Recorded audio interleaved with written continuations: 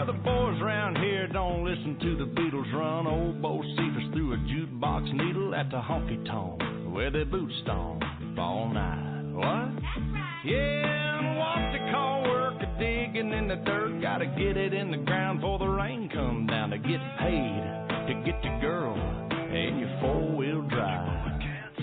Yeah, the boys round here drinking that ice cold beer, talking about girls, talking about trucks, running them red dirt roads out, kicking up dust. The boys round here sending up a prayer to the man upstairs.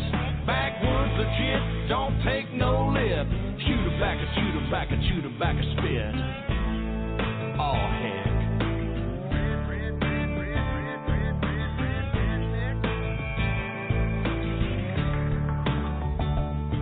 Well, the boys around here, they're keeping it country. Ain't a damn one know how to do the Dougie.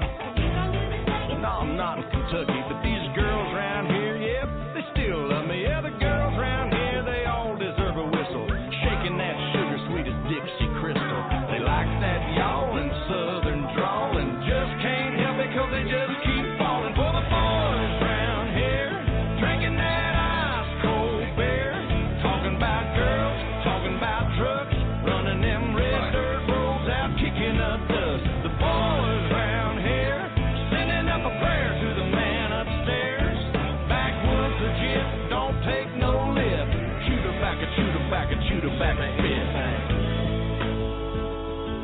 Let's ride through the countryside. Let's ride down to the riverside. Hey now girl, hop inside. Me and you gonna take a little ride to the river. Let's ride. That's right. Lay a blanket on the ground. Kissing in the crickets is the only sound. We out of town. Have you ever got down with a do you wanna get down with a girl, you gotta get down with the boys round here, drinking that ice cold beer, talking about girls, talking about trucks, running them red dirt roads out, kicking up dust. The boys round here sending up a prayer to the man upstairs. Backwoods legit, don't take no lip.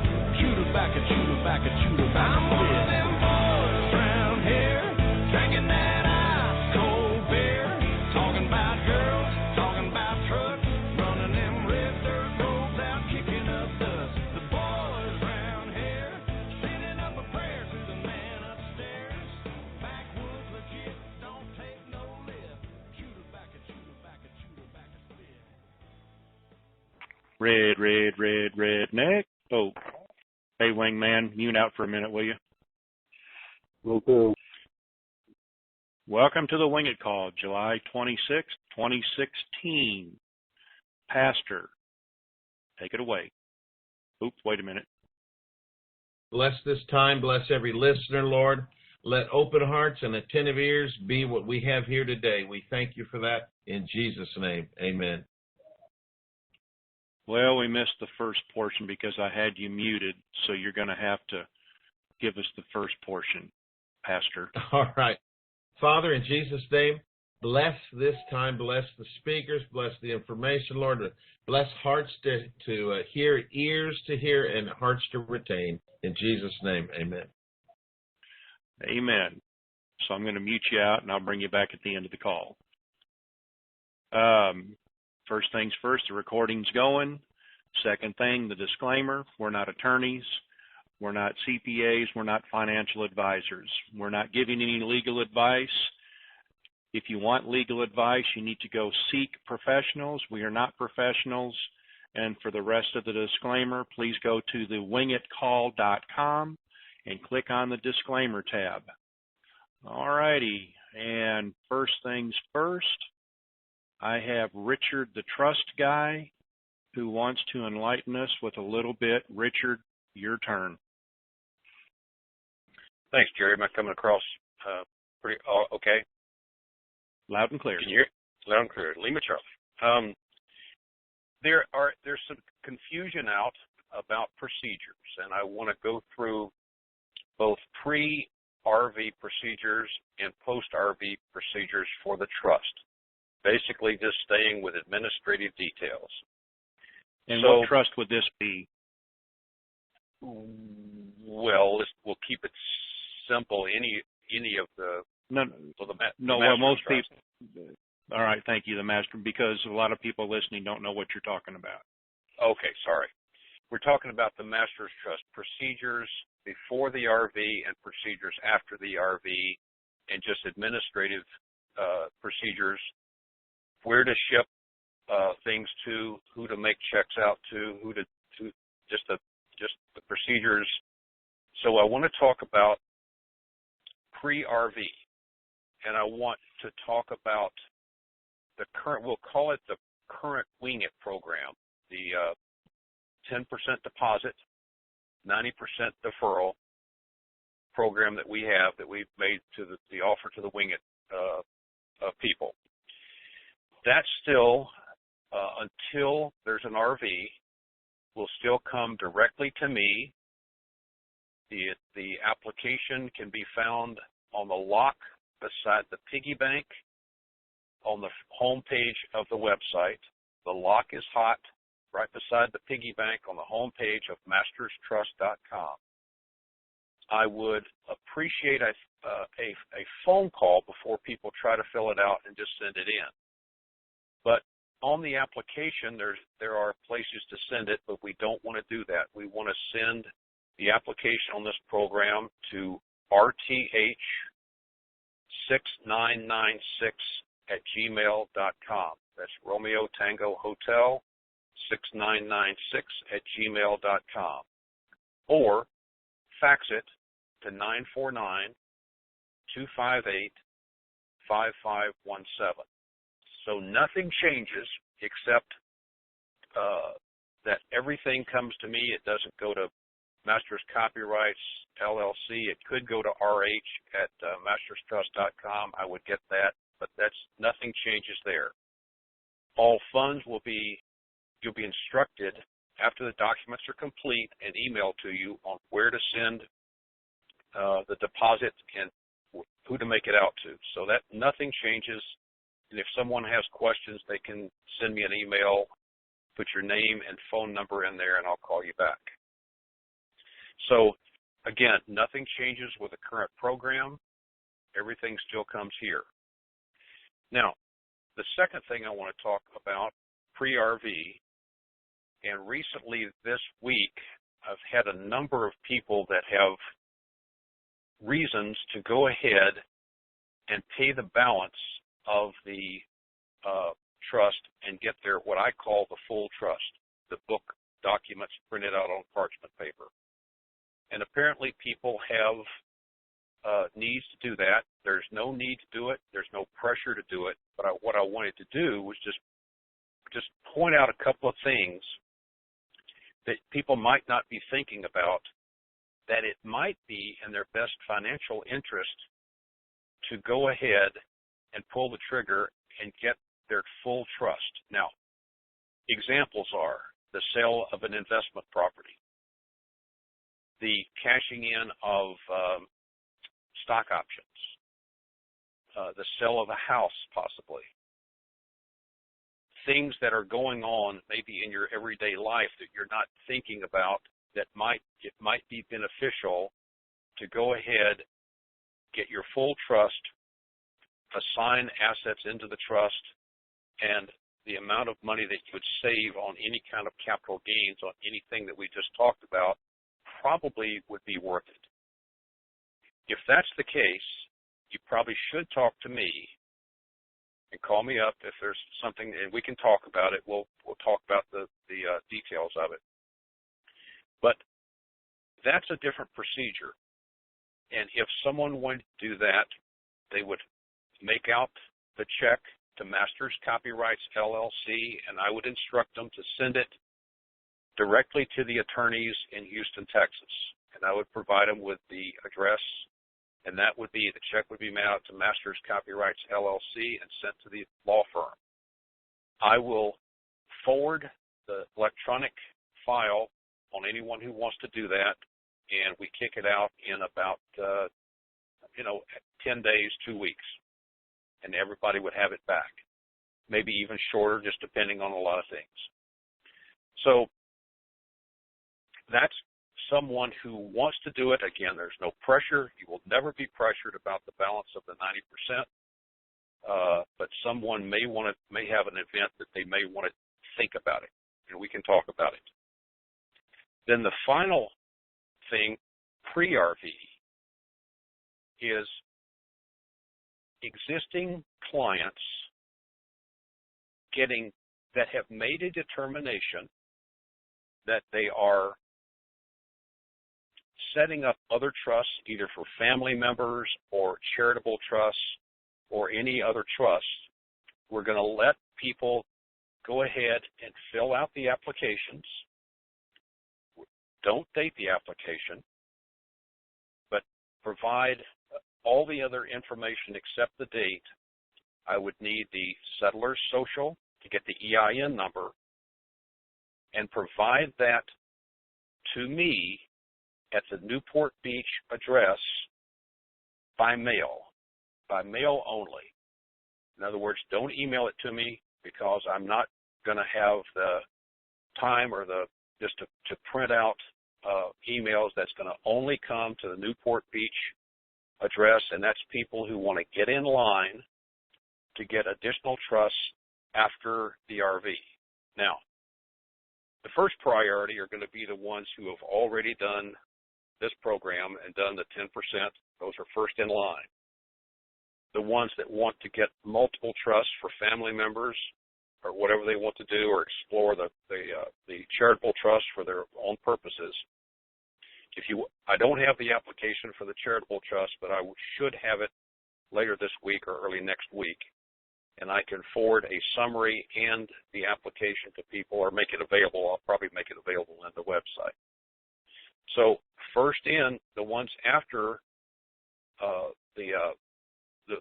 the ones who've already contracted for the trusts, first in, first out after the fact, but those come by mail only to the Newport Beach address, completely filled out with the social security numbers of the settler, and there can be people at the end, if I don't have everything, someone with all the information may jump ahead of someone who have to run around and try to get social security numbers.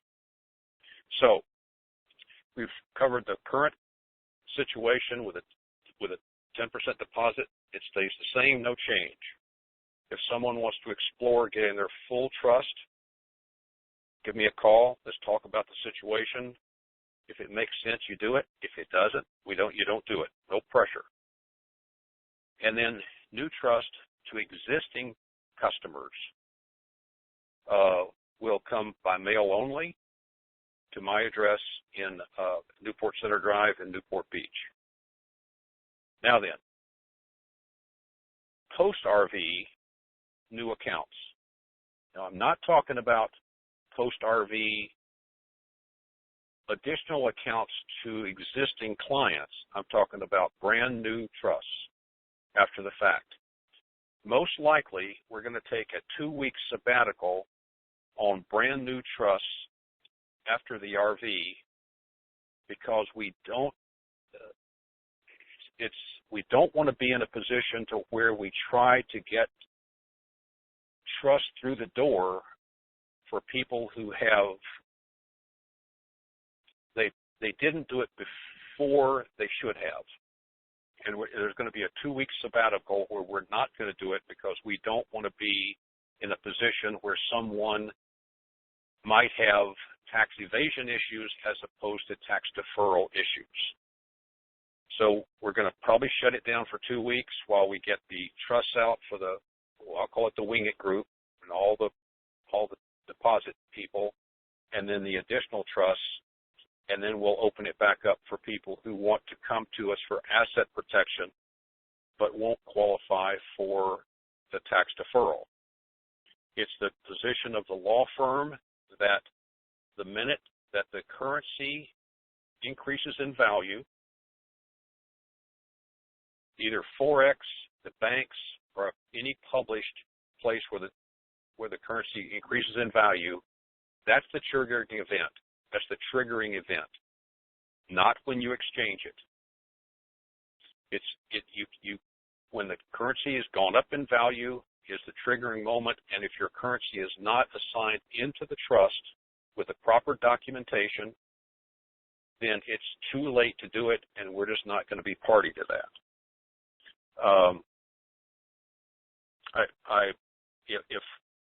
Be cautious with anyone who says that that you can do it after that, because we don't make decisions randomly. These are decisions that are made with the cooperation of the IRS. We get opinions. We don't have a written opinion on it, but we're gonna play it safe, and the date will be when this currency increases in value.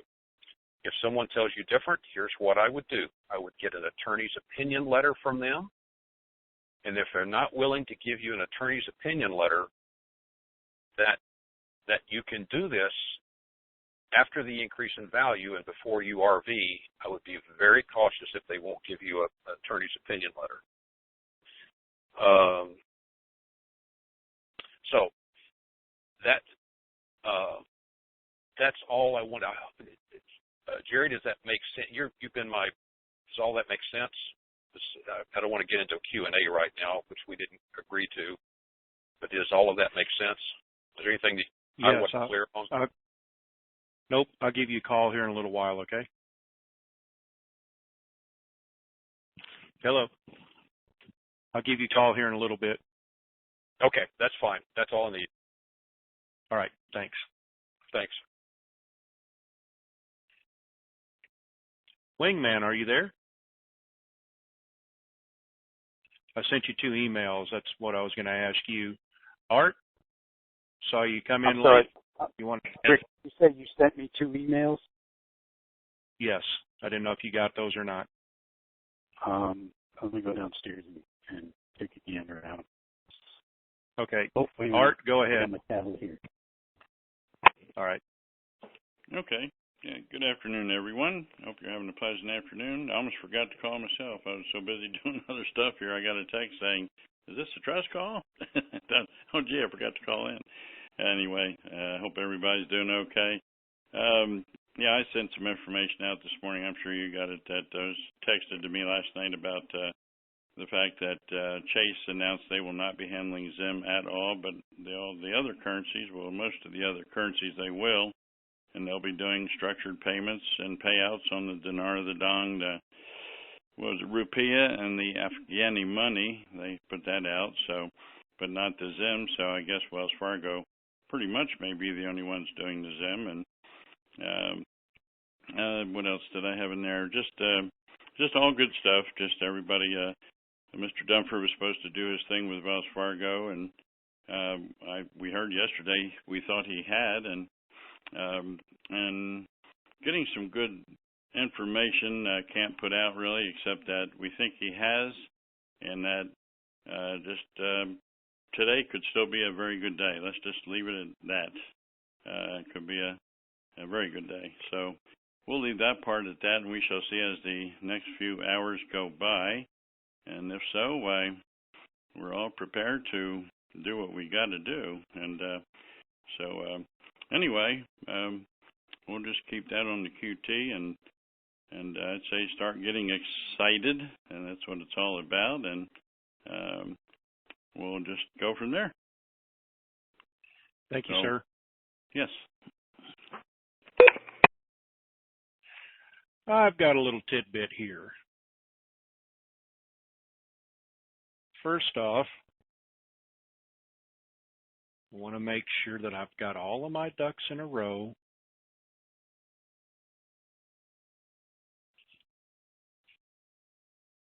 Before I start. There we go. So it seems this is directed towards Dizzy, Nancy, and Linda. They keep hollering everything on they have 2 calls, 2 types of calls. They have one where Nancy and Terry host like 1,000 people, and Linda keeps hollering, "This is a private call. You can't take anything anywhere. Stop posting our numbers," and was directed at a member in my room. Well, I'm willing to let things lie, but you're directing things at my members when you should be directing them at me. Your call, Nancy, Linda, Dizzy, and Terry, that happens Monday, Tuesday, Wednesday, whatever. My room will continue to post your numbers for that call, and here's the reason why. They're over there on iqdcalls.com, and it's posted there also. So that's public information. If you have an issue, you need to talk with them also instead of throwing my member underneath the bus. It's simple as that. It's not a private call when it's posted over there in a public. Anything on the internet is not considered private. It's public. So anybody that wants their numbers, iqdcalls.com. Secondly, they have a private call where it's just Nancy, Linda, and Dizzy. I have those numbers, but I'm not going to give them out. But I do want to say that the call they had today was quite nice. Dizzy says he's going to have a call later on today, and it should be the call. Hell, I hope so. Somebody just be right one time so we can go do the Snoopy dance. But I wanted to address that. Nothing on the internet is considered private, especially when your numbers are posted all over on other websites just like mine is. So there you go. Whoever heard this that's from the Dizzy group, please inform those three what I've said. I have no issues with it.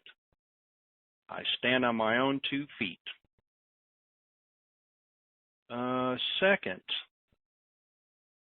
and just to show you how things are not private like people think, this is from Admin Bill out of his room.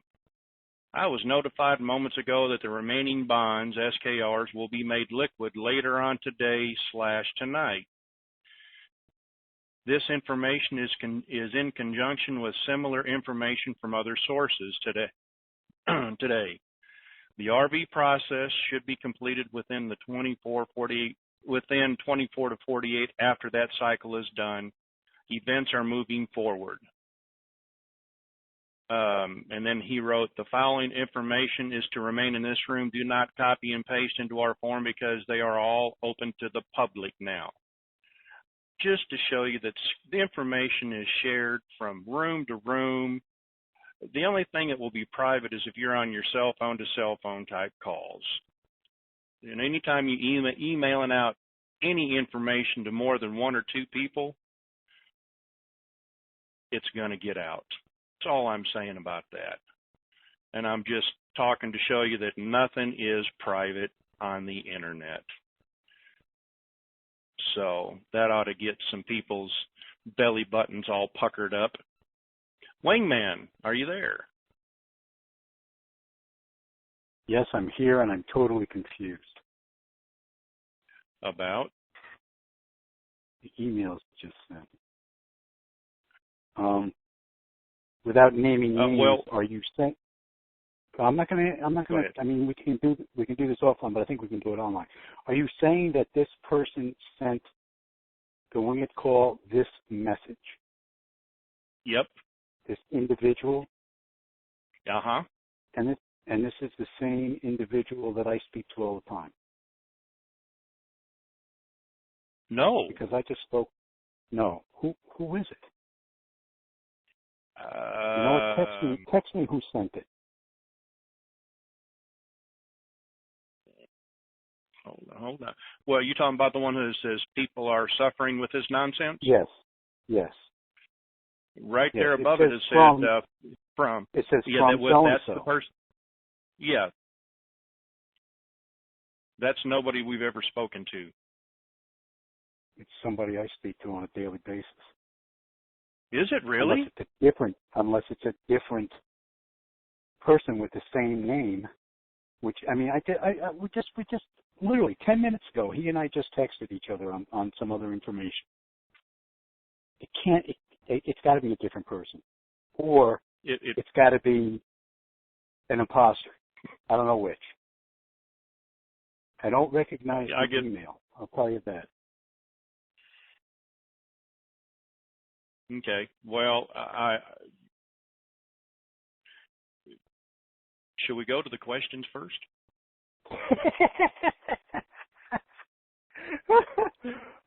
I'm sorry, everybody. It's like Tony used to say, when we finally get really, really close, it's going to be crazy and confusing, and it really is getting crazy and confusing. So we must be close. Yeah. Let's talk. Well, instead of we'll get to the Q&A here in a second, but let's talk about what we did this morning about XYZ. Yeah. So guys, I was sent. I can't call it a prospectus because it's not a stock prospectus, but what it was an advance offering on an offshore banking institution. And what I wanted to talk about, if you'll remember the past few calls, I've been warning people about the con artists we're going to run into, the sophisticated con artists we're going to run into, post-RV, people whose sole purpose is to get in with us, befriend us, and then screw us out of a lot of money. This, I believe, is an example of that. The reason I'm not going to use the real names and all that is because of liability issues. But basically, I got this prospectus. It's very on the surface it appears to be very professionally done. It's in color. It's got nice art. It's got the various buttons: welcome, about us, solutions, Q&A, contact, etc. But if you read it thoroughly, and if you read it on a first reading, it appears to make sense. It's basically asking you for a small membership deposit to become a member of this group once it is finalized. And therein lies the rub. Now, there's disclaimers in it. There's claims that if you decide to pull out at any time, you can get your deposit back. Basically, what your deposit does is it puts you at the front of the line. Now, it's very different from something like Richard has done. Okay, Richard's is a legitimate setup business. It's licensed. It's got attorneys. You can track it. Whoops, did I lose you guys? No, did I just get bumped? You're here. No, okay. Hello. Okay. And this is the difference. This is what we have to start looking out for. You've got, for example, the Masters Trust, which is established, ready to go, rock and roll, the whole bit. And what Richard just talked about, it's very similar to what these people are talking about. However, this isn't a legitimate company. There's nothing in here that gives you any kind of filing, any kind of SEC rating. It talks in vague terms about being affiliated with a particular offshore bank, but it doesn't give you the name of the bank. It talks about a lot of things, but it's absolutely tailored to the Denarian community. But when you start to read it closely, there are some things that are a dead giveaway. One is there are misspelled words. No banking institution that's going to handle millionaires and billionaires is going to send out something with misspelled words, number one. Number two, one of their captions is, stop racking your brain on the dinars. Okay? Dinar is plural and singular. The dinars does not exist. So whoever wrote this again, doesn't even have a fundamental understanding of the English language. They made grammatical mistakes like this all through it once you start to read closer. It says, I won't give exact numbers, but let's say it's nearly X thousand of people have opened their pre-account with this corporation, meaning they paid over their $250. Now, 250 times this amount, let's just say it's 5,000 members, just for the heck of it. No, let's just say it's 1,000 members. That's easy. So that's $25,000. So somebody took a typical blog format, typed in all this stuff, got some stock artwork, and the artwork's pretty good. You know, it shows an operator on the phone, and then it shows a picture of, quote unquote, the executives and the trustees, which they can't name, by the way. And then it shows another picture shows all the happy clients so far that they've serviced. It's all stock photos off the internet, and anybody can get their hands on this stuff. But the bottom line is, let's say he got 1,000 people to sign up on this. That's $25,000. That's not a bad payday for probably, I don't know, 15, 20 hours worth of work, you know, on a free blog site to boot. Another dead giveaway. A banking institution that's using Gmail as for all its accounts. I mean, you know, it just, the list goes on and on. What I want to point out to everybody is you're going to see a lot of this. And some people who have business backgrounds or financial backgrounds or whatever are going to be able to pick out the low-hanging fraud fruit, like I did on this one. But my warning is, and I can't say it enough, there are going to be completely sophisticated professional presentations that are essentially the same thing. They're just couched in better rhetoric, in better examples, in a finer package, but it's still designed to take your money out of your pocket. So if you get, and you're going to get offers like this, that's all there is to it. They're going to find out who got this money, and they're going to hound you with phone calls, with email offerings, with all kinds of things, with mailings. You have got to have professionals look at each and every one. Do not ever write anybody a check unless you are able to vet the company that's soliciting your business. And for most people on this call, I'm guessing, you know, we're not the 25,000, 100,000 dinar holders that are out there. We're people with Zim. We're people with a lot of dong, a lot of dinar. We're going to be high net worth individuals, and we really, really need to behave that way. I'm not saying live in fear. I'm never saying to live in fear. However, healthy skepticism is something that all good business people have. You never take something at face value. You research it. You get second opinion. You know, if somebody tells you you got cancer, you're just going to take their word for it. You know, and here, we're going to go under the knife next Tuesday. No, you're going to get a second opinion. And this is what you need to do on all of these offerings that are going to come down the road. And believe me, they're going to start coming down the road in droves.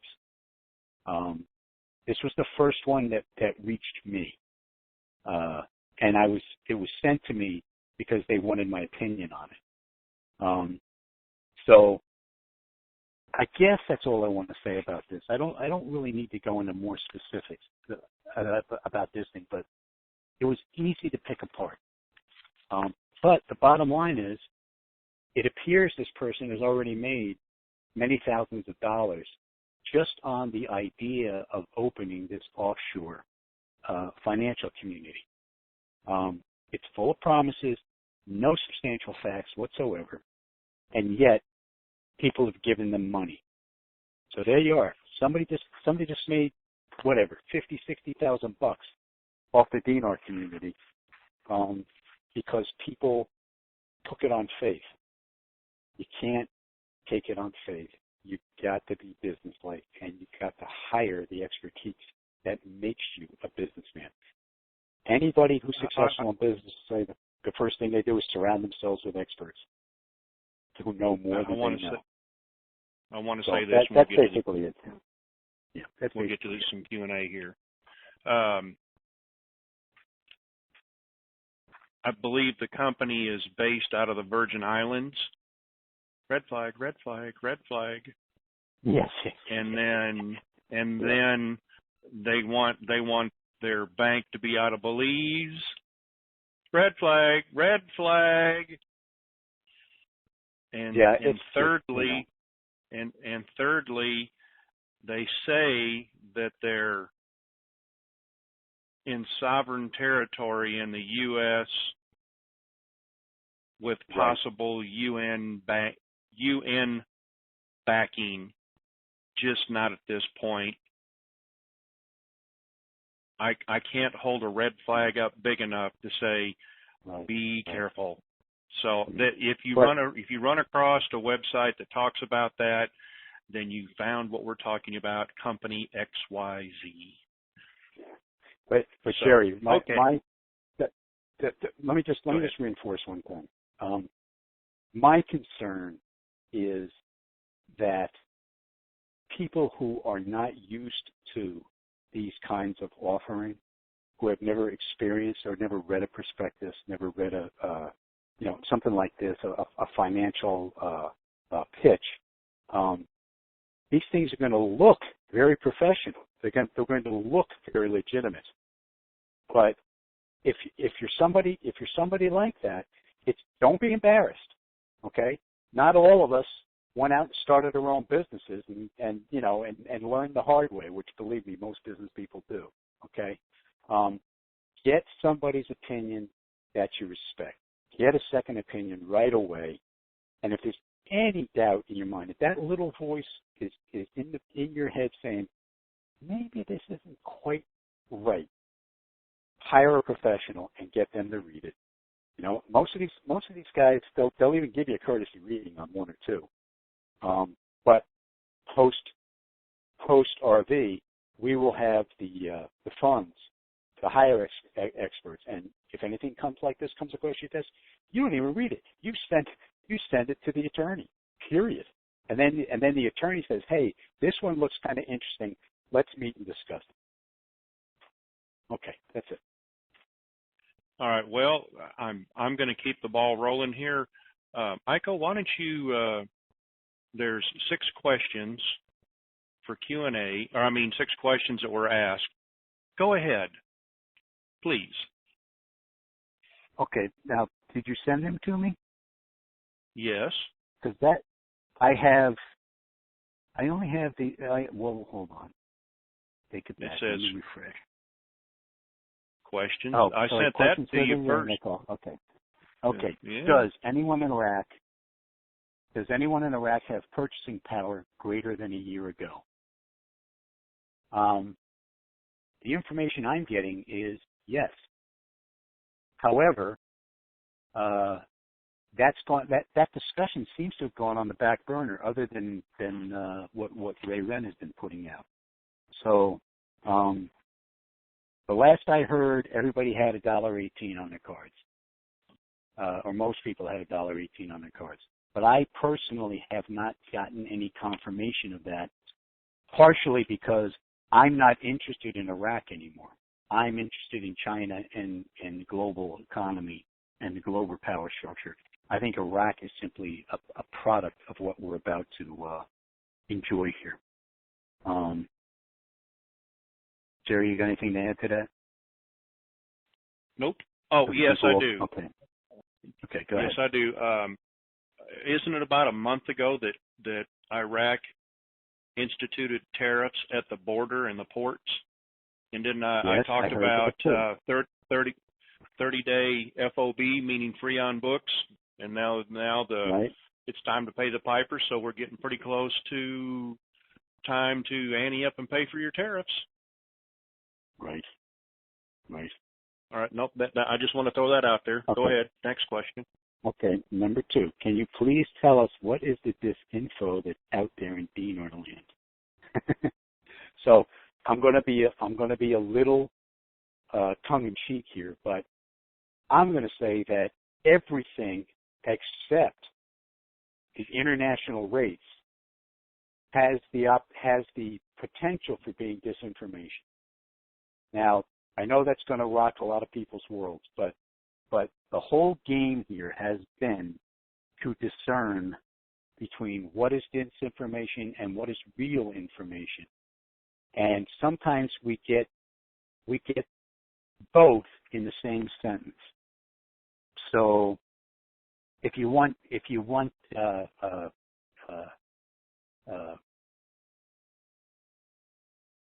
individual examples of disinformation,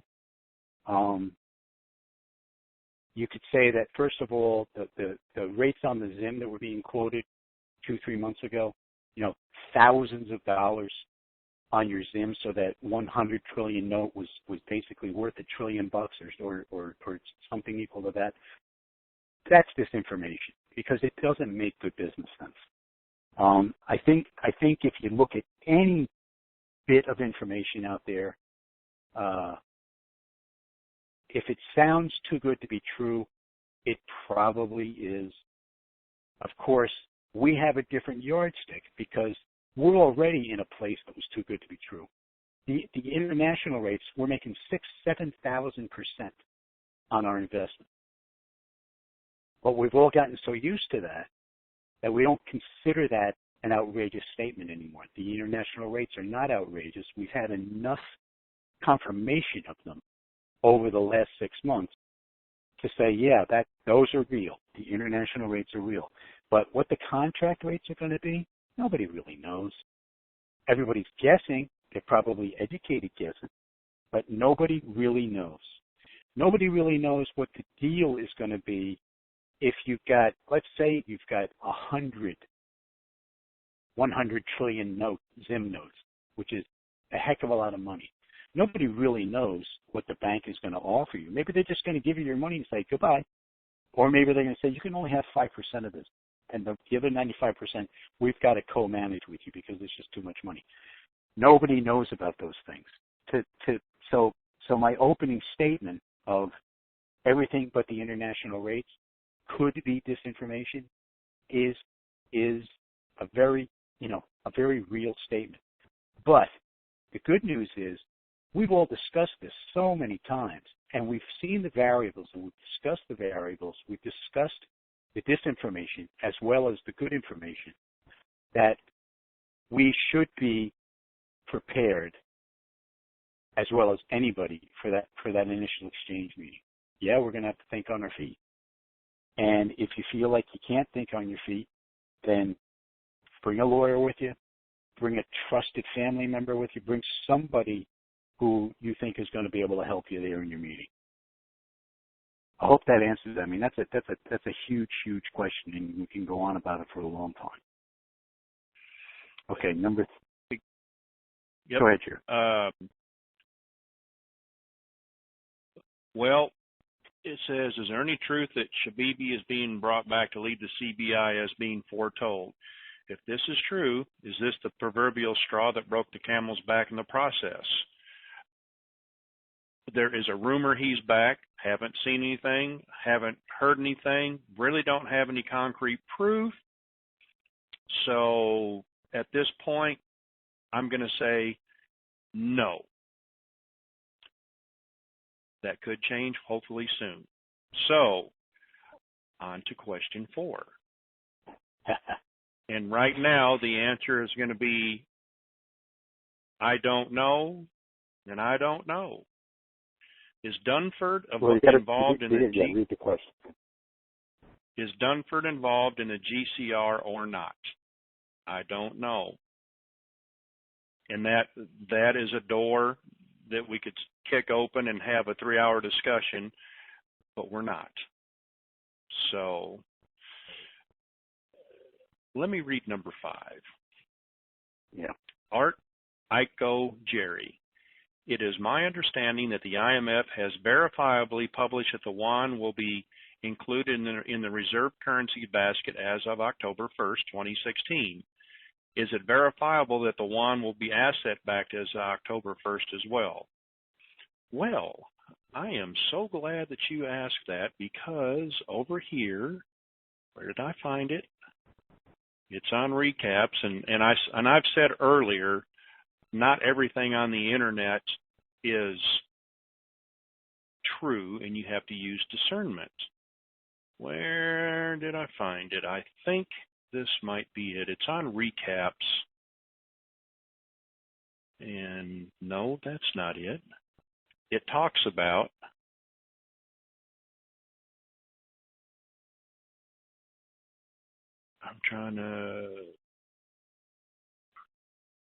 there it is. It's called News, Rumors, and Opinions, Tuesday morning, 7/26/16. It starts off with TNT, then it talks about Winsome, then there's the WINGIT call. It gives all the things for the day, and if you scroll down a little bit farther, no, I'm sorry, that is not the one. In recaps, I found that they were talking about that, and they gave a great explanation on the article.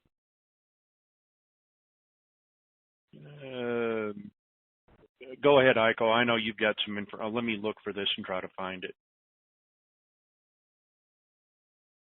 Aiko? Well, yeah. Can you hear me?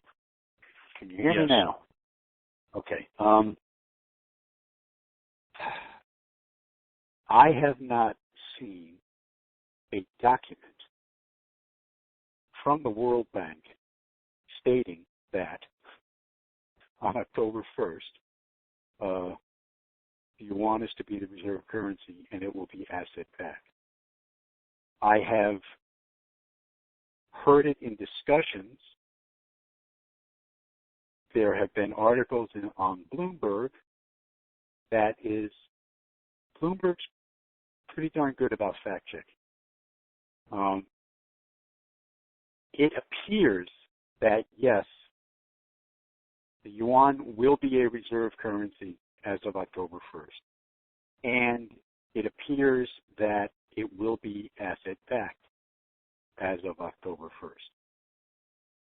So I'm going to say yes to this question, that these are true statements.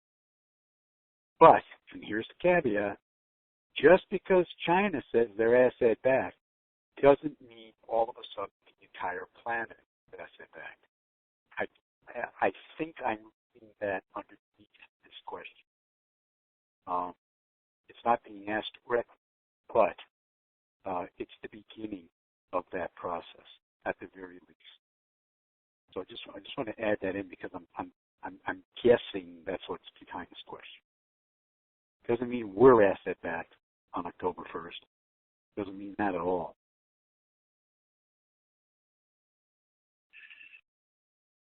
I'm back. Yeah. I got booted off. Okay. All right. I just actually said yes. So. Okay. I'll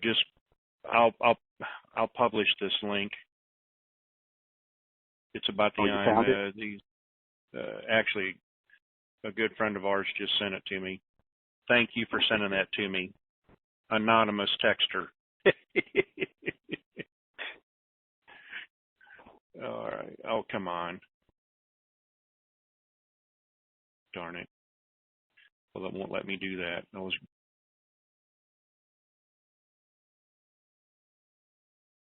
okay. All right. Let's get back here. I'll try to publish some links about that. Oh, you know what? Number 6 that's all yours. Yeah. Okay. Aiko, assuming that negative return bonds are significant enough to cause the RVGCR to take place, what, in your opinion, is the tipping point for the bonds in order to force the immediate action of the GCR? So, there's a couple of assumptions in there. I think the tipping point has already taken However, the people whose wallets it's going to affect have not figured out what to do yet.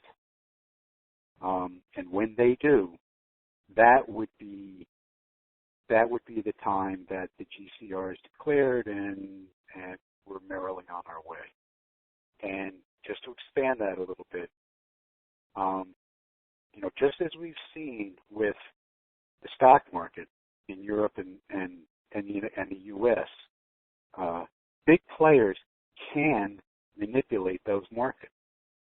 They can purchase large blocks of stock and artificially make, just like we're doing right now. We're 18,500 or something today in the stock market, and all of the news is stock market's great, time to get back in.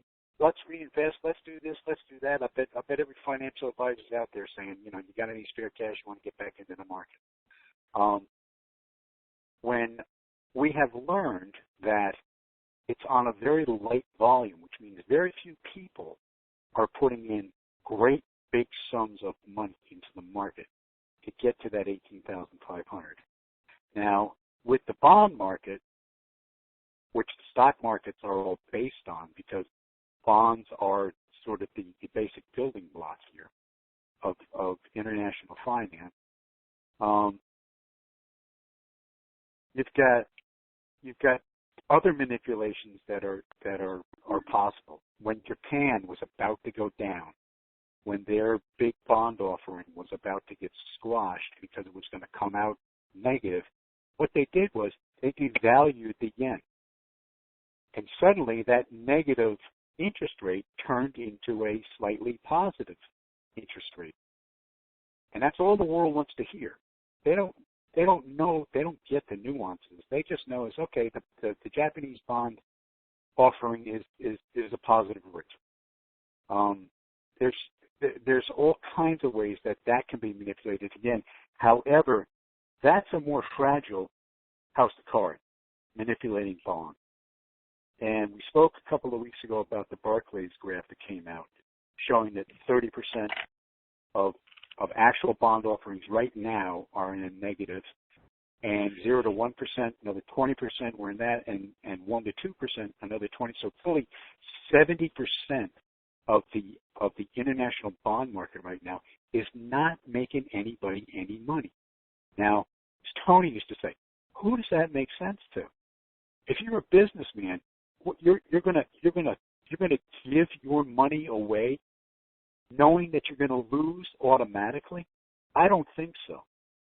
So that's why I say the tipping point has already been reached. It's just that as we're learning, and we're all amateurs at this, all of us, we're amateurs at this, what we're seeing is that if nothing happens, nobody turns on a dime in the financial world, okay?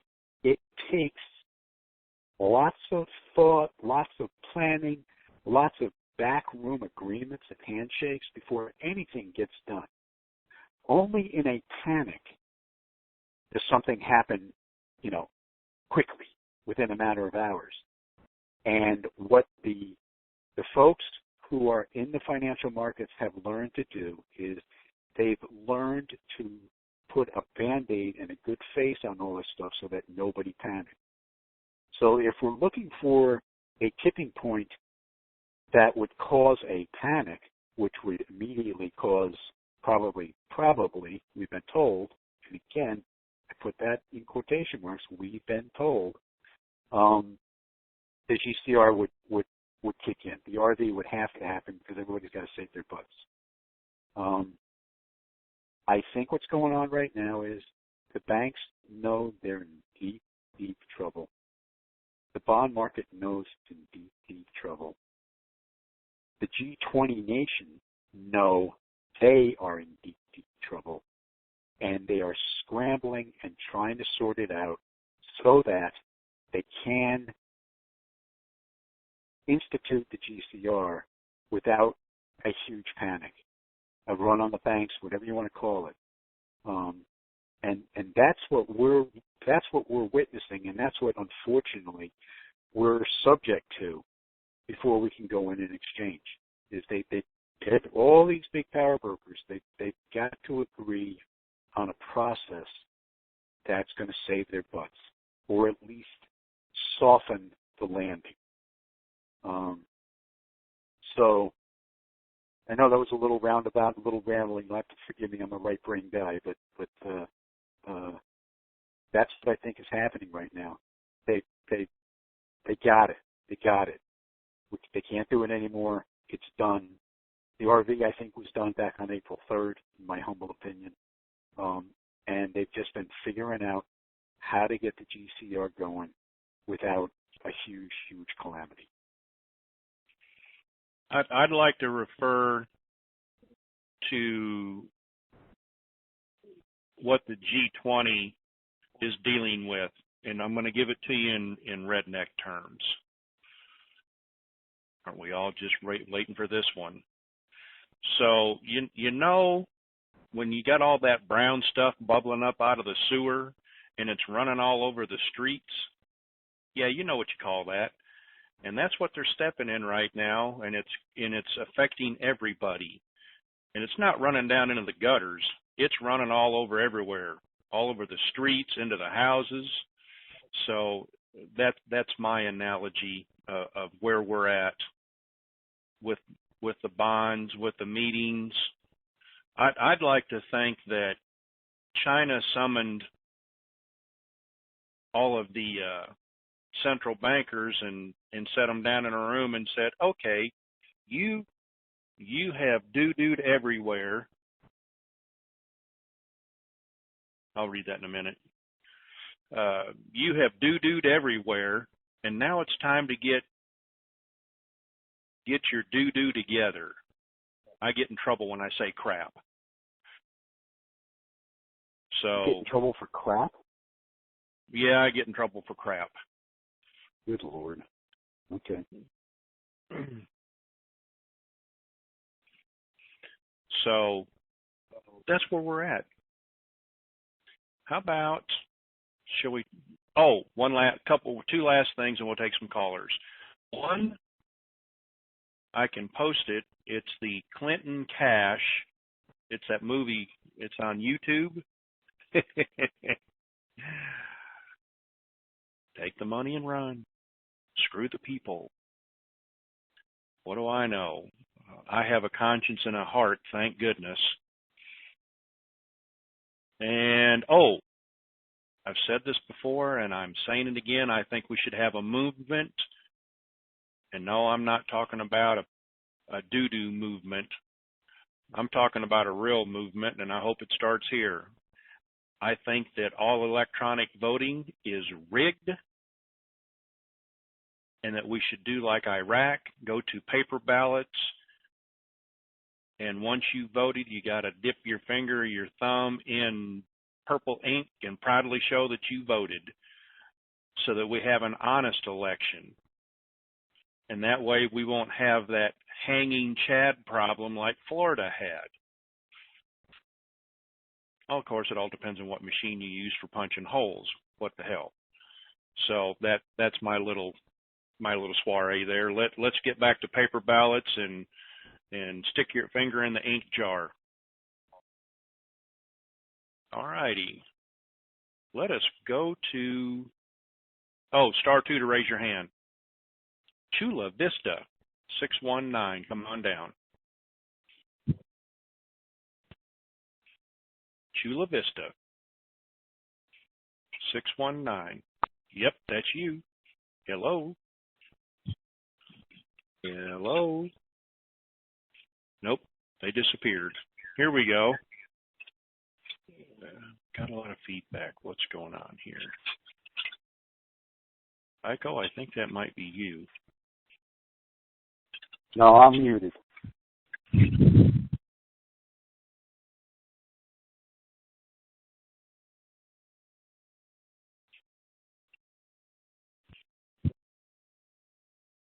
There it is right there.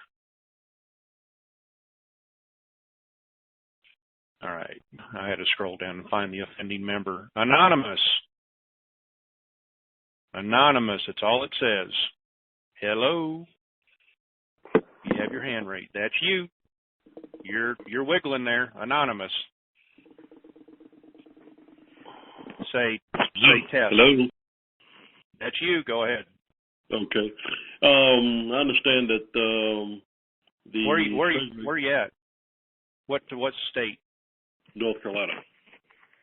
Okay. Okay. Go ahead. I understand the Treasury got propped up by China with multi-tons of gold. Is there any truth to that, to the best of your knowledge? Heard the rumor. I wish I could say that I've actually laid my eyes on it, but you know, it's been rumors for years that Fort Knox has been barren. I'm hoping so, that we're being propped up because we got to have something. Well, I thought they wanted the fiat dollar to go away. They do. The IMF has reconfigured how each country worldwide can determine how to back their currency with assets. And it goes from gold and silver to minerals, unmined minerals in the ground, untapped, to actually the labor force of a country is also considered part of the of assets of a country to help determine the price of their currency or to back it with an asset. Mm-hmm. So I hope that helps you out. Okay.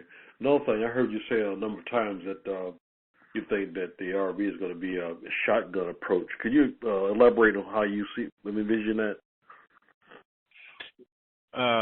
All at once or none at all. Now we all hear that people are being funded and SKRs are going to be liquid. I'm not even going to argue that point because it could happen. The point that I'm arguing is nobody is going to have spendable pizza and beer money unless you're so far up in the political game that nobody will ever find out about it, or you've got, you know, protection that they can't touch you, which we already know who that is that it's just like that. Nobody's going to have cash before any. Go ahead. No, would the shotgun approach be inflationary? Flood that much money in the market at one time?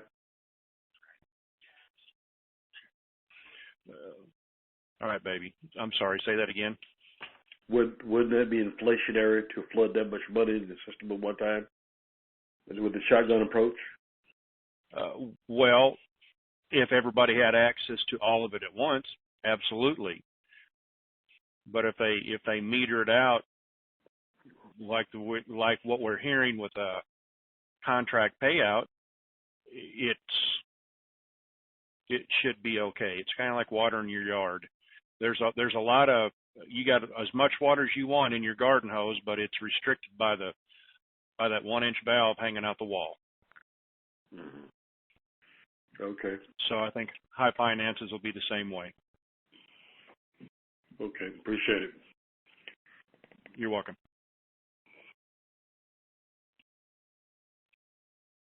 North Bend, Washington, 425. Yes. Hello, how are you today? Good. How are you? Well, thank you. My question, based upon what Eiko said in terms of Zim, if you have a lot of Zim and a lot of money, they only may let you have a certain percentage of it. One of the things I've very seriously thought about doing is whether it's email or phone call, is making several appointments, but not on the same day. My most important one would be with Wells Fargo.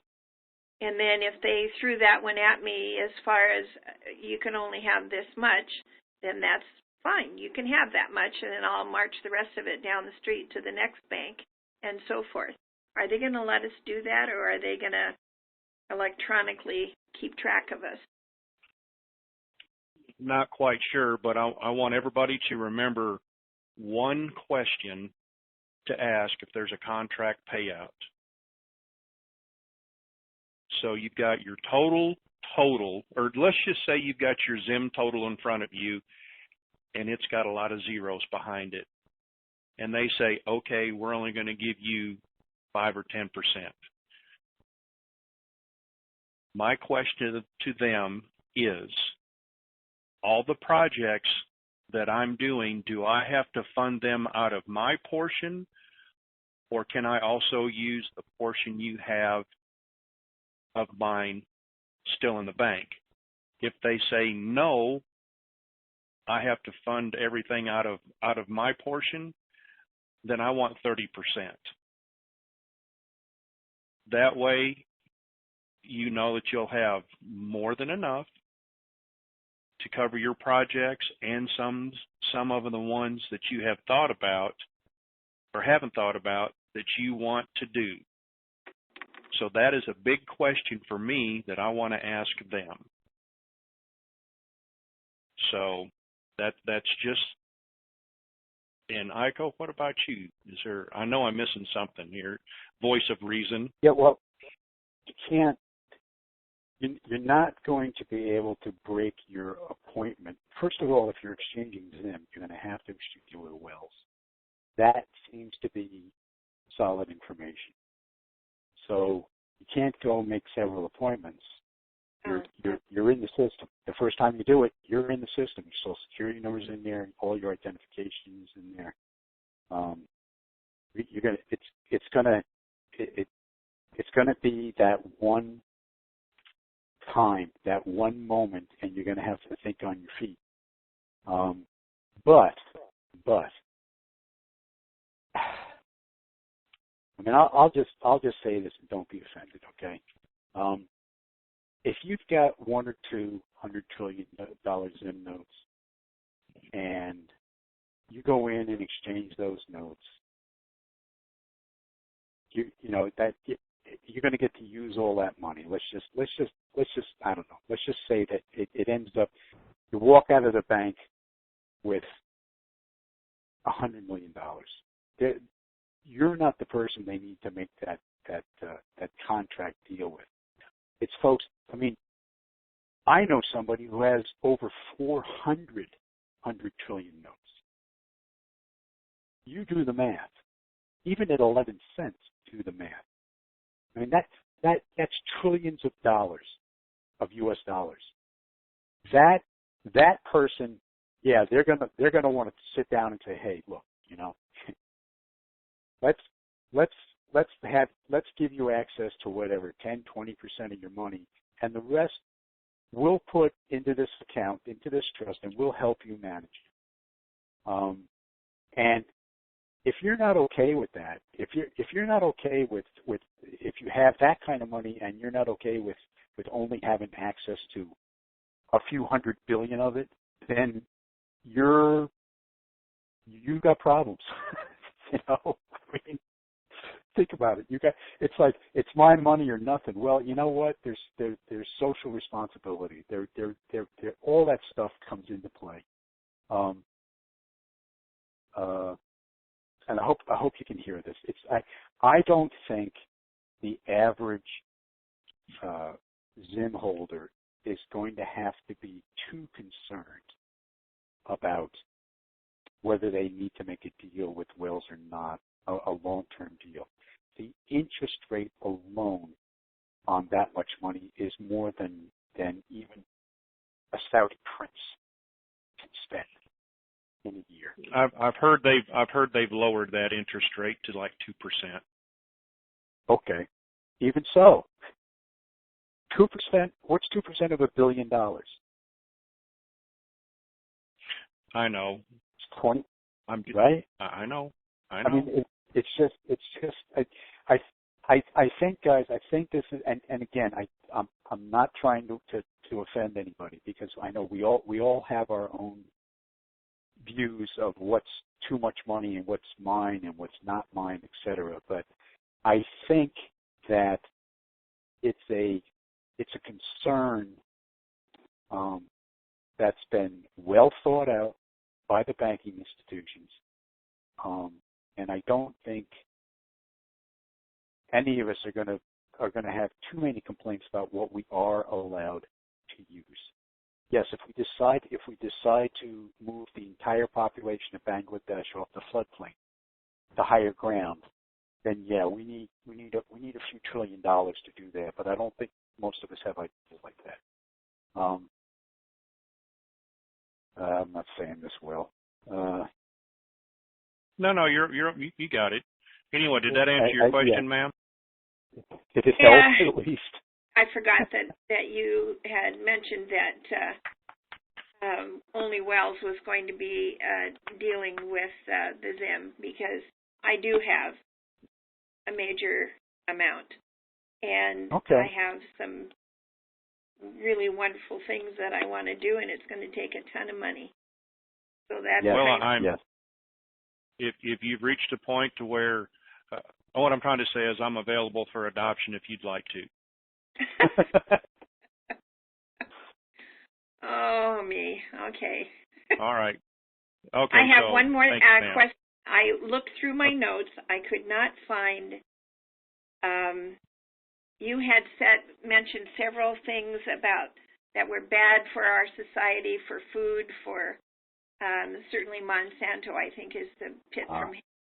And I couldn't find in my notes the website that you wanted us to go to. Can you remind us? I've slept since then, but I'll do my best, ma'am. I'm sorry. I know what you're talking about. I listed a bunch of companies that are making GMO products. Right. And I'll have to go look for it. I'm sorry. I have CSR. Can't simply remember. Well, I'll keep you company. All right. Thank you, ma'am. The next time, I'd sure appreciate it. All right. Thank you. So we've talked about this before. And let's take our focus off of the money for just a second. We're going to have plenty of it. We just need to think about what we're going to do with it.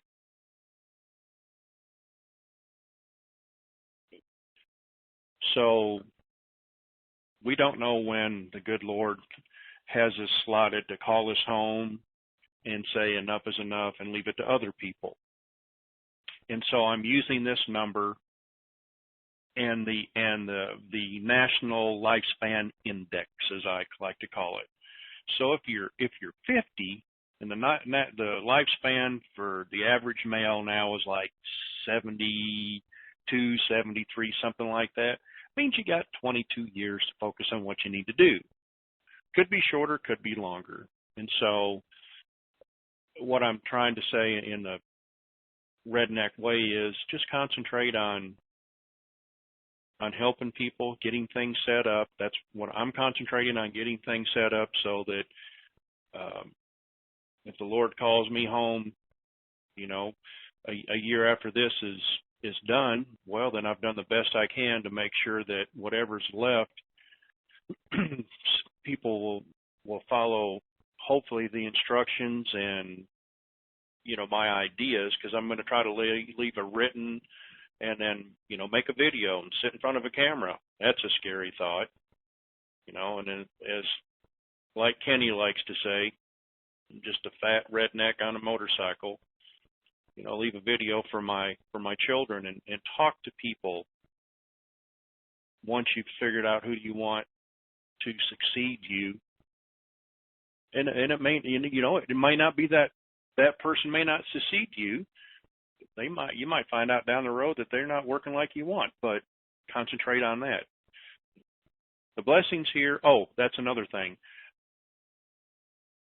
You're going to get what you get and not a penny more. The good Lord's already decided what you need and how to work with it. It's just up to us to listen to our head, listen to our heart, listen to our gut.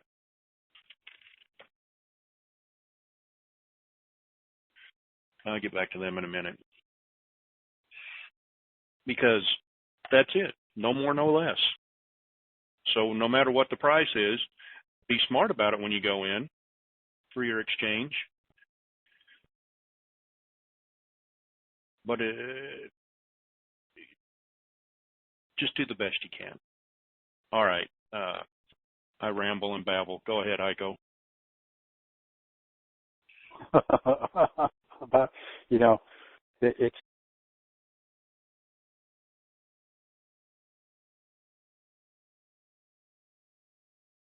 he disappeared. That or I'm fixing to drop off. sorry. There we go. Heiko? Oh, there we go. Yeah, I think that is one of the universal truths about this whole thing is that if you align yourself with Christ, or if you align yourself with universal supply and demand, I don't care what you call the modality. If you are in alignment, then you will receive exactly what you're supposed to receive based on your ability to benefit humankind. That is a given.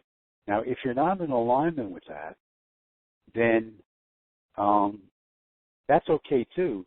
But you'll find that the level of confusion and challenge and everything else you're going to run into post-RV is going to be infinitely more difficult to deal with.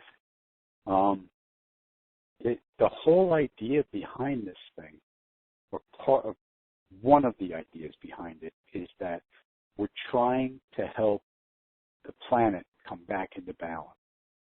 And I know these are big issues to talk about on our little call here, but that's really what's going down.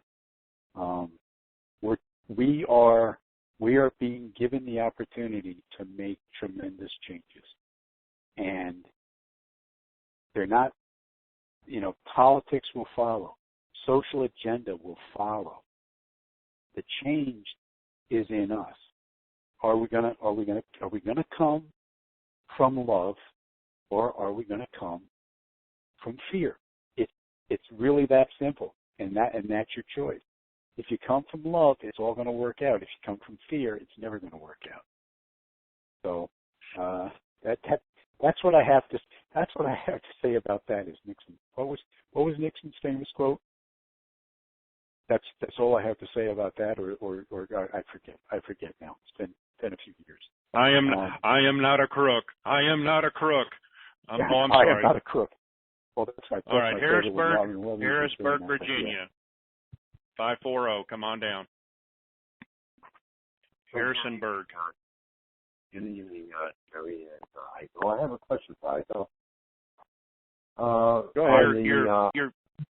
Hold on. You're kind of staticky or underwater or something there. Can you try to clear that up? How's that?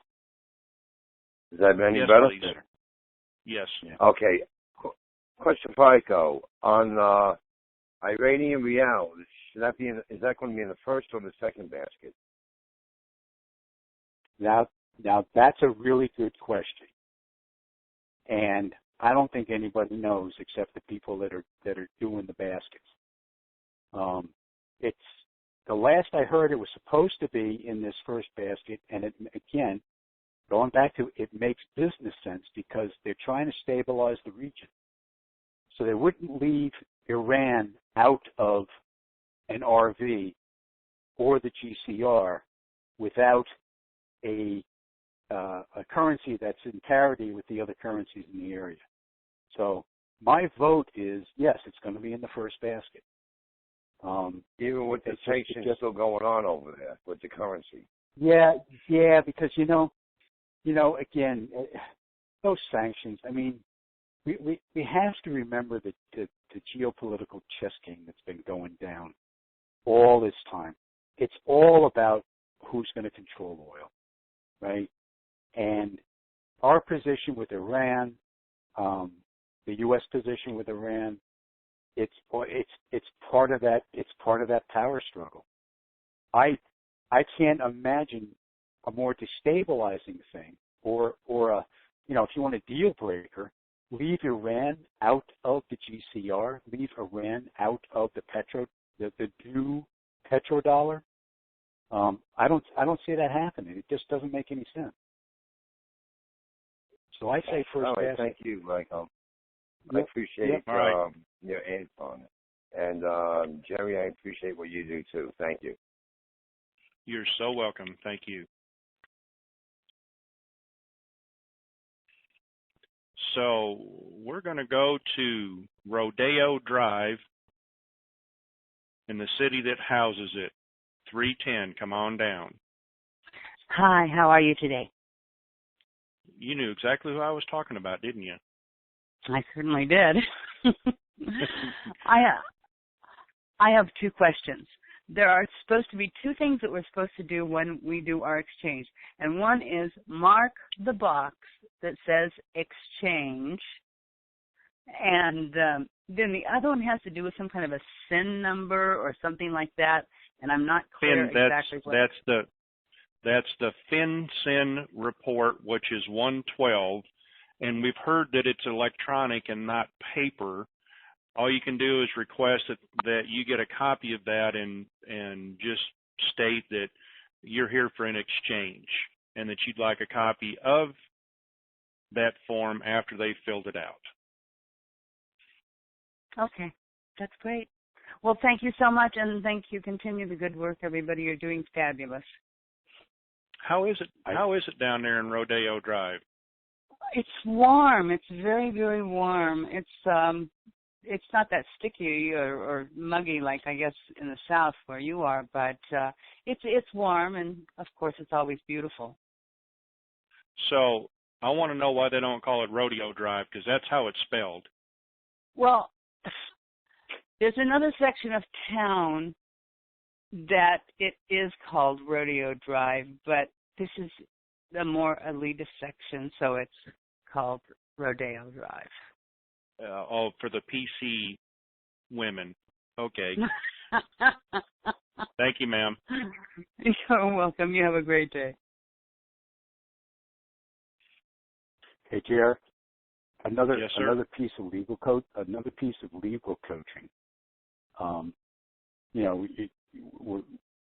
Because remember, we're gonna be in there. It's gonna be all brand new. I'm talking about the exchange meeting. It's gonna be all brand new. It's gonna be very exciting. Our adrenaline's gonna be pumping. We may forget to ask certain things, like I want a copy of the FinCEN report, or like is exchange checked on that on my paperwork, etc. But here's something generic that you can ask, and again, remember, this meeting's recorded, it's witnessed the whole bit. You can say, listen, I am brand new to this level of transaction. Is there anything you feel I should have asked, or anything that I have not asked that is important to my well-being and me getting the most out of this exchange? Okay?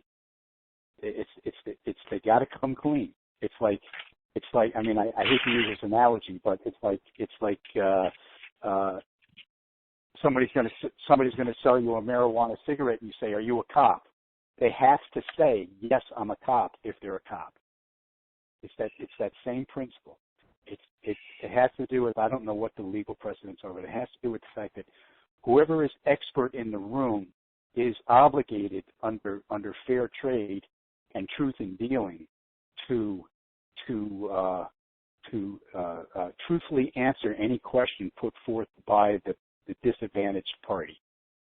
Sorry, that's a little bit of legalese, but the bottom line is they're not allowed to pull the wool over your eyes if you ask them, are you pulling the wool over my eyes? So just remember to ask that before the meeting is over. Just say, have we covered all the ground we need to cover? Something to that effect. They'll know what you're talking about, and they'll have to answer you truthfully. Okay. Here we go. Okay. Twin Cities. Come on down. Is this me? Yep, that's you. One question, please. Okay. This is for Eiko. He made the comment a little bit ago about the rich people having the power to manipulate the stock markets and the bonds. Until they give up their control, the RV is not going to happen until they figure out a way to stay ahead of the game. How long is that going to take? Well, it's a losing game, I believe. The reason they're propping up the market right now is because they don't want the panic. Okay, they're not gonna sit there and just empty their wallets. Yeah, they got deep pockets, but eventually they've got to say, enough bad money after bad money. It's the end. I believe what's happening is the final handshakes across the planet are being performed so that everybody feels they've got, and if you remember, even years ago, Tony in D.C. used to allude to this, until everybody feels they're getting the best deal for themselves, there's going to be people who object, people who block, people who get in the way, who don't want this to happen. And that's what's been worked on all this time. And especially since, again, I'll use that date, April 3rd, when I think the RV actually was technically available, that all these people they're finalizing the last little deals so that they all feel comfortable. And if it's a good deal, the old saying, like if it's a fair deal, that means both sides walk away a little bit. And I think that's where we've come. So it's not this perpetual thing that's going to keep happening and happening, because the bond market, which you cannot manipulate as readily as the stock market, the bond market is truly in a state of collapse. And there are huge banking institutions like Deutsche Bank, like Lloyd's, like the big insurance companies. They have to have stability. They have to have stability to survive. So eventually all these things bring it to a head and say, okay, this is it, guys. This is the best we're going to do. This is the best we're going to get. Sorry you didn't get everything, but neither did I, and boom, the GCR will occur. And it sounds to me from all of the above ground and underground intel that's been coming out over the past month or so that we're finally at that point. Okay, that all righty, was sir. Thanks. You're welcome. Okay. Yeah, and there's an article, Deutsche Bank is closing 200 branches and laying off more people. Yeah. Bless their hearts. They are the biggest holder of derivatives in the world. Yep. So here we go. Last caller. Houston, can you hear me now? 713.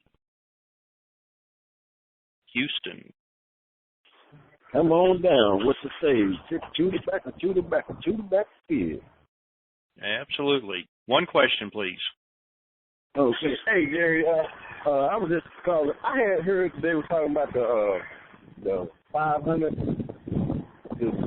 notes on the gym. They still gonna take those? There's a lot of background noise there. So much that's drowning you out. I had to mute you out because it's pretty noisy. So let me bring you back in. Okay, try it again.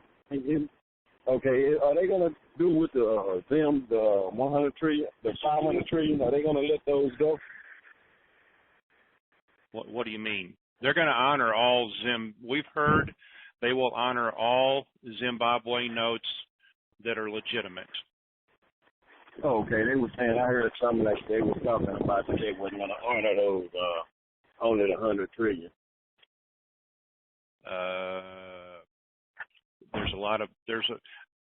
I'll say this. I'm back.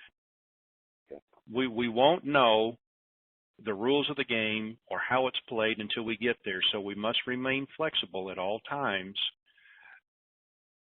And so if you walk in with a preset notion of what they are and aren't going to do, where you're already losing. So you have to walk in. It's like a football play. You got one play call when you reach a line of scrimmage, meaning when you walk in the door, that play's not going to work. So you're going to have to do an audible and listen to and watch what's going on. So that's what it boils down to: being flexible, listen, keep your lip zipped. First person to talk usually is the loser, and don't talk too much. Be like the military, like the Army. That sergeant's going to ask that private a question. Did you do this? No, sir. Keep your answers short and concise. So. Okay. All righty. All righty. I appreciate it. Thanks, there. Thank you. All righty. You know, the summation is we're in a. Go ahead. I'm sorry. I just wanted to add something to that. Don't be. Remember, we have gotten a lot of disinformation. We're really not going to know the final word until we get in the exchange. But remember, they cannot be deceptive. They cannot lie to you. If you get into that meeting and they say, look, all that stuff you heard about the Zim is BS, we're only taking the 100 trillion note and we're only giving you 8 cents for it. And you say, is that the best you can do? And they say, yes, that's the very best we can do. They're not trying to scam you. They're not lying to you. So don't freak out and blow your appointment. This is that they have got to operate in an open manner. So if you've got huge expectations and you find they're not being met, know that you're not being lied to, okay?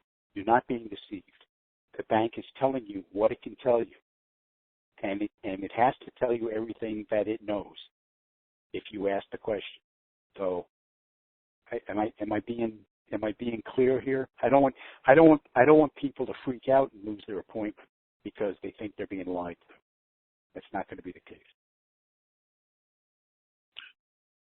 Pretty clear to me. All righty, we're going to go down here.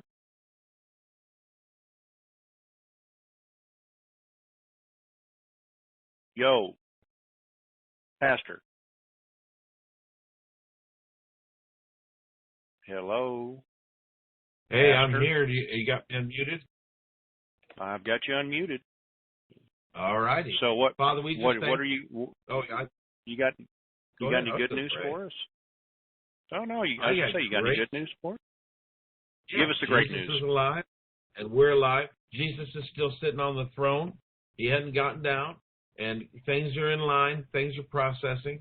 Things are happening. Good, positive, forward motion. I wished it was yesterday or last week, but from what everybody's been saying, it's looking good. But I'm hoping you guys are all strong and you're all standing. You're all prepared, and you're all just ready to march on in, like Iko and Art and our friend right here, Jerry Maguire, who's constantly shouting, "Show me the money." And we love all of you. We pray for you. Jerry Maguire, show me the money. He hadn't been saying that in a long time. He needs to start saying it again, because I believe it's not going to be that far away. Anyway, you want me to pray, sir? Yes, please. All righty. Father, I thank you for Jerry, for Iko, for Art, for everybody that shared in this phone conversation today and the information given.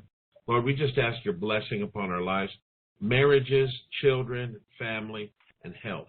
Every part of it, Lord. Bless us, help us march on into the promised land. Let nothing stop us from gaining and living in our promised land. We thank you for it now. In Jesus' name, bless every listener. Amen. Thank you, sir. Do appreciate that. So, as always, thank you for listening and allowing me to share a little bit of information. I'm not a guru. I wouldn't even say I'm an intel provider. I just do a lot of research and bring people that are way smarter than myself on the call and let them share also. And I thank you for allowing me the privilege to do that. So with that being said, where's my button at? There it is right there. Oop. And, oh, come on. I hate it when it does that. Iko, what's the last thing we say? Goodbye. Goodbye. The conference is now completed. Goodbye. Welcome to the conference. Please enter the